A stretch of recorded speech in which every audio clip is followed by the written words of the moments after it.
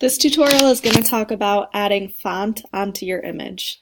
On the left toolbar, there is a text tool that you're going to click on, and on the upper left-hand corner is where you're able to choose from different fonts.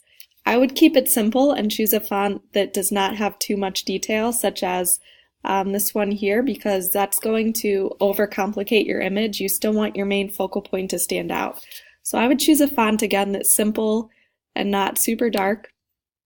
And you can also change the size of your font at the top here. So right now it's at 100. If you want your font size to be over 72, you do have to double click and change or manually enter in a number and hit enter. And then you can also change the color. So if I double click right here, I can change the color to black. And I'm going to hit OK. And then coming over onto my image, I'm going to click and drag across where I want my text to go. And I'm going to start typing in my 6-word story or my text.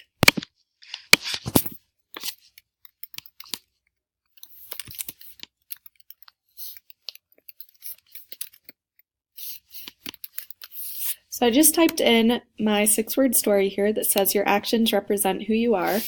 Now what I can do is start thinking about the size that I want for my text and maybe the color as well. So if I click on my text here, I'm able to select certain areas. Maybe I want my first 2 words to stand out more than the rest, so I could change this to 150, and then I hit enter, or this little check here, so you can make certain parts of your words stand out more.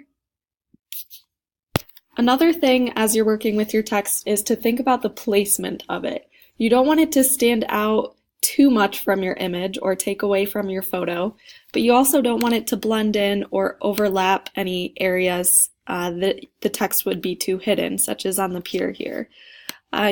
One thing that works really well is following either horizon lines within your image or other directional lines, such as maybe the line of this pier. Let's say I wanted to follow and put my font following that bottom edge of the pier. To change the direction of my font or the angle, if you hold down Command on your keyboard and hit T, you're able to rotate your text. So I can try and rotate this so it lines up with the angle of the pier, and then hit the check in the upper right hand corner. So now I have my font lining up with the pier. But you'll notice that the who you are part of the text expands past it. So maybe I want that to fit again within the confines of the pier to really stick with the way that the picture looks and not change it too much. So if I hit Command T on my keyboard, I can make that a little bit shorter just so it fits right on that edge of the pier. And then I can readjust my angle to line back up and hit the check. Something else I can do with my text is have part of it maybe above the horizon line, so maybe your actions would be separate above the horizon line, and then I can place that and add a second text box below the horizon line here.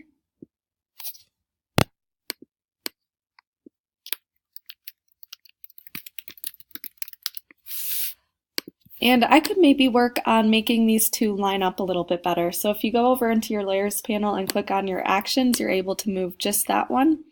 And maybe I want that font to be a little bit bigger so it's more bold and equals the bottom line that says represent who you are. So if you go back and click on your text and then highlight it, so I'm highlighting your actions, and double click on the font size, I can maybe try 250 and see how big that is.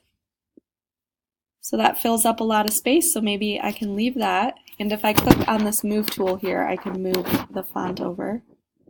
And so now that fills up my horizon line pretty nicely, and I can slide this font underneath it.